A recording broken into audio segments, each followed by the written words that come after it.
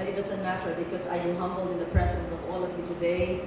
Our distinguished members of the diplomatic corps, led by a good friend, a personal good friend and good friend of our nation, German Ambassador Associate, and thank you for mentioning the rooftop in Palawan. I thought you were referring to the Robinson's Mall there, but we're also in an SM Mall. You're referring to the Town Hall, because as a proud mom, I'd like to say that the Robinson's Mall in the town which you mentioned, Puerto Princesa, was installed by a young man there, and he will chide me for mentioning him because that's his company that did it. They're also doing actually some motivation just right beside and which they did as a North End. I'm not here to be a salesman, however, of Leandro's company. And again, he will chide me because he always wants to stay in the background. I am surprised and humbled that you've asked me to speak before you today because you are the energy experts. With the Puno Law Office, and Beverage International, and Attorney Jay Layo. And I wondered why I would be asked to speak while I am considered, yes, a passionate environmentalist and a climate change, anti-climate change activist, but I am definitely not the best expert on renewable energy, although I authored the law in 2008. But then again, I would like to learn from you, as I did in our dinner last night hosted by the Norwegian ambassador, which turned out to be very, very interesting. And so we welcome all of you present here today from government. Yusek Aison is here, and Yusek Gonzaga. We had a late night last night.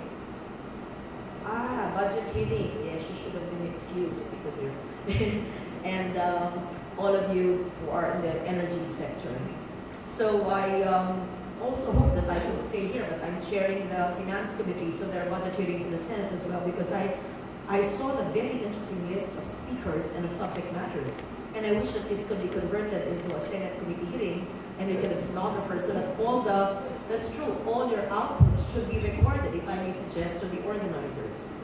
Now, thank you to, I think it was Ambassador who mentioned that, yes, I was one of the authors of the RE law in 2008. Our laws are hailed as among the best in the world. The Renewable Energy Law, the Climate Change Act, which I also principally authored in 2007, enacted into law in 2009 after Ondoy, the National Disaster Risk Reduction Management Law in 2011, which created the NDRIMC Council. These three laws are regarded by no less than the United Nations as the best laws in the world. But without its strict and effective implementation, they are of very little use. Let's go to the RE law. At the time, people considered renewable energy sources like wind and solar that they would only take perhaps a small share of the energy mix. However, as we've seen it, and since then, we have seen installations increase with hundreds of megawatts of solar and wind in excess of even the DOE's targets back then in 2008. But I'd like to think that we're still far away from tapping and maximizing the renewable energy potential. Why did places with no RE resources have more RE than the Philippines? I always think about that. What do I mean? Germany, for example, is probably known as the solar capital of the world, but only receives half the sunlight of the Philippines. And meanwhile, in Europe, they are at least trying to scale down coal, while the Philippines, unfortunately, has approved 21 new ECCs for coal. The problem is that people say RE is expensive and coal is cheap. And I would like to also cite DOE figures which say that if it is business as usual, meaning the 21 coal plants which were approved and given SECs, in 10 years will be more than 70% dependent on coal. Imagine the repercussions not only on the environment and health, but on business as well. And so, the DOE experts have said, no less than Sec Monsana last night in a private dinner with the Norwegian ambassador and our guest today, and Yusek Aison and Yusek Agalos of DOE have said there must be interventions so that this projected 70% energy mix in favor of coal in 5 to 10 years will not happen. So what is that intervention? That intervention will be born and created in this room today through your great minds of RE developers, RE financiers, RE advocates present here today. So it would not come through legislation. It has to come from you as people who are experts in renewable energy to find out how that projected energy mix, which would be catastrophic for a vulnerable nation like the Philippines, so that we can balance it into what Yusek Aison has said as 30-30-30.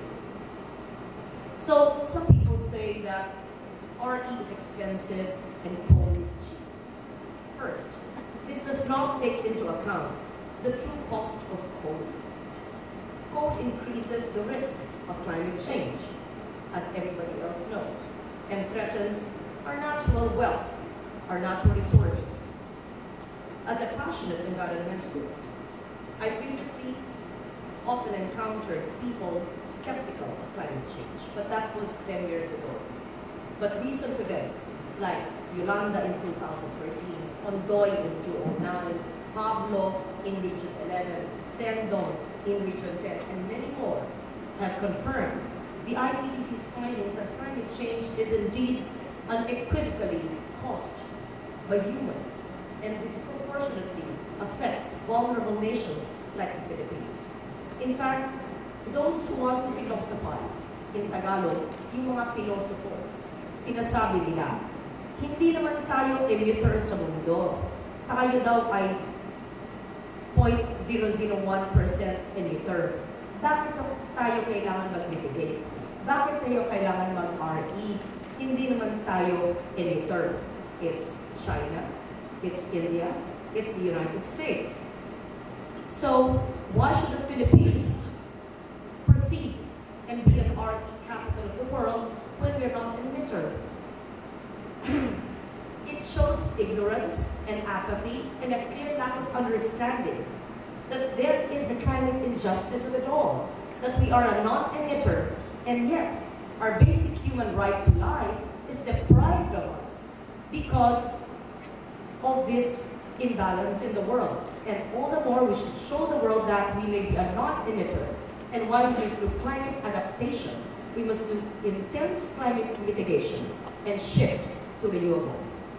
Second, there are parts in this country where RE is indeed cheaper than coal and diesel. You know that better than me. In rural, off-grid areas, electricity must be sourced from expensive diesel fuel. Instead of subsidizing diesel like we are in remote islands, we should actually abandon all these gensets and turn to solar power and hydro and wind. Meanwhile, for installing solar panels on homes that experience the highest electricity rates in urban areas, net metering is not yet viable because, if I'm correct, it costs 20,000 pesos and several long months just for Meralco to let you sell them back power at 5 pesos per kilowatt hour, while you buy it back from them at 12 pesos per kilowatt hour, if I am accurate. Correct me if I'm wrong. We should streamline these processes to facilitate and not obstruct RE, or not obstruct RE adoption. We are not going to get from flattening. Thank you. Third, the government must do more. Although the DOE is already doing its best, and we, in the legislation, we have legislated the important laws, but we must do more in implementing the law. When we say, or people say, that RE is expensive, it's in large part because it takes so many permits. Someone said last night, 1,000 permits or 1,000 signatures and many years to develop a project in the Philippines. Why? And many of these are unnecessary, and perhaps sometimes, not all, subject to discretion and the abuse, sometimes, hindi ko po ginalahat, of some public officials. If we cut this red tape at the local and the national level, it will decrease the cost and the risk of development. It will allow more local and foreign companies to compete and reduce the costs for all consumers. We should also enlighten the banking community, the finance sector locally, to be more liberal and progressive in lending to renewable. Why wait for the foreign funds who are more aggressive in doing so?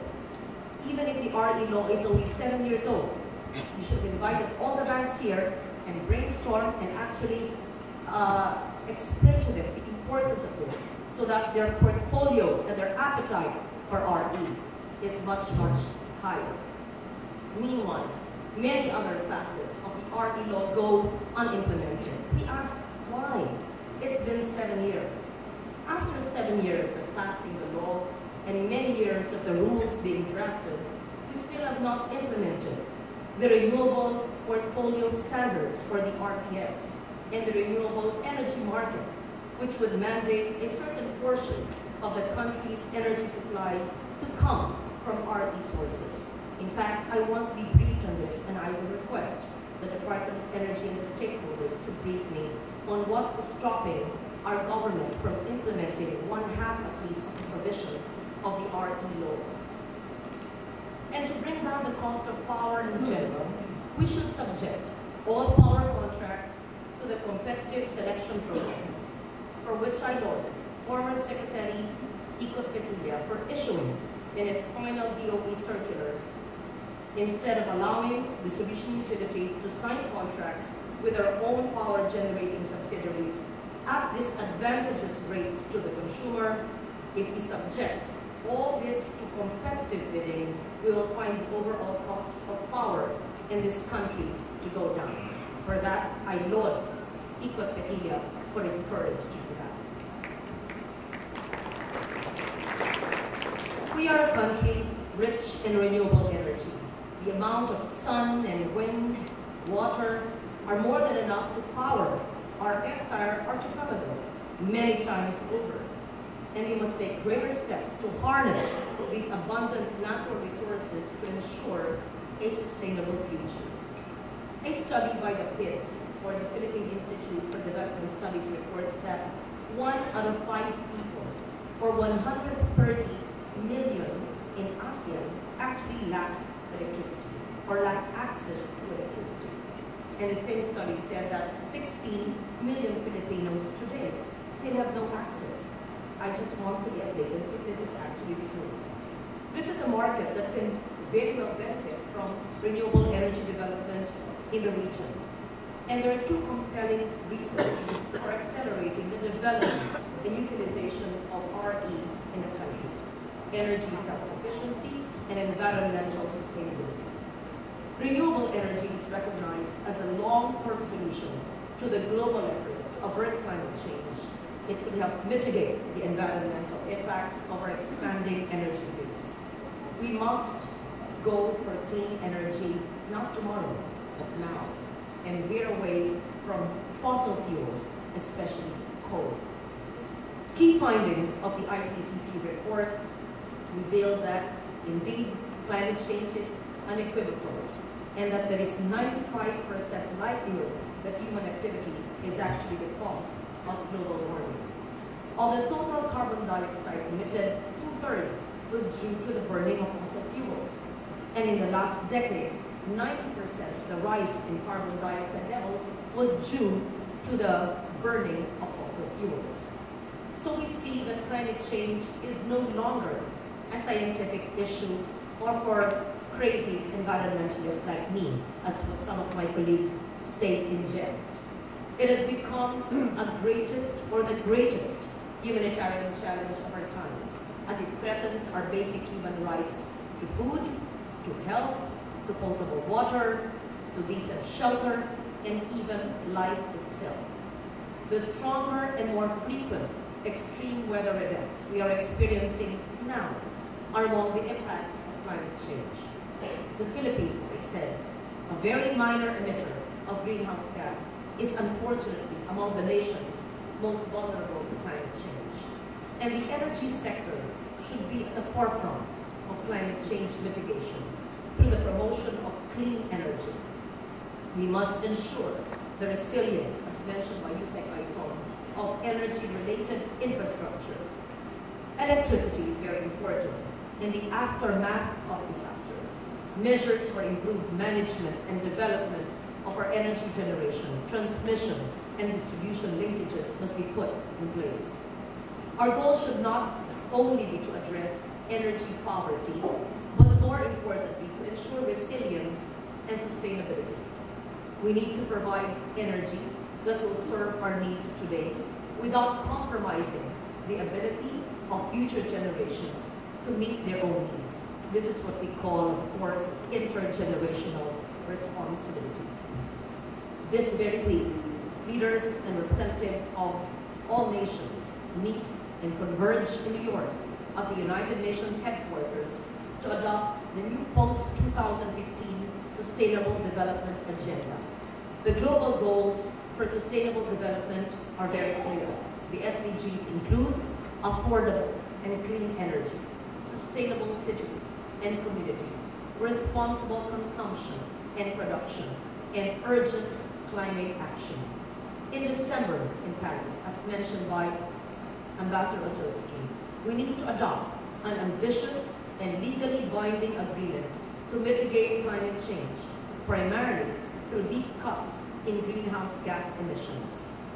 The energy sector, all of you present here today, has a crucial role to play here. My challenge to all of you in the next 2 days, both government and the private sector, is to put climate action and the sustainable development goals at the core of your mission and at the heart of your respective organizations' programs and development agenda. This convention is indeed the best opportunity to involve ourselves in the continued sharing of information and experiences that facilitate the development of our respective capacities and potentials. And towards this end, we can show solidarity, we can share scientific knowledge, we can work within the framework of mutually beneficial partnerships. Together, let us tread the path that will lead our nation towards a brighter, livable, resilient, and more sustainable future. Thank you very much.